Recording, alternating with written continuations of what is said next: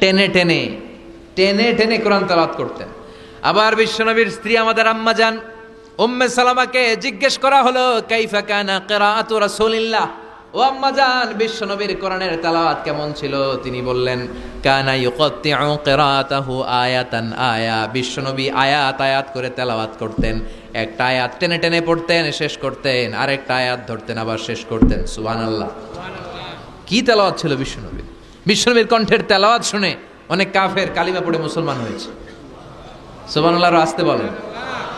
বিশ্বনবীর কণ্ঠের তেলাওয়াত শোনার জন্য শুধু মুমিনরাই পাগল ছিল না, আবু জাহেল, উতবা, শাইবা, ওয়ালিদ ইবনে মুগিরা এগুলোও পাগল ছিল।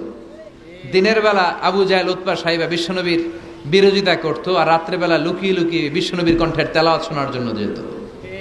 সুবহানাল্লাহ পড়বেন না? দিনের বেলা ভাষণ দিত, খবরদার কেউ মুহাম্মাদের কণ্ঠের তেলাওয়াত শুনতে যেতে পারবি, কিন্তু রাত্রেবেলা লুকায় লুকায় নিজেই যেত। না জানি কত সুন্দর কণ্ঠ ছিল আমার নবীর, না জানি কি সুরের ঝংকার আর রহুরি খেলতো যখন নবী তেলাওয়াত করতো। সুবহানাল্লাহ পড়বেন না?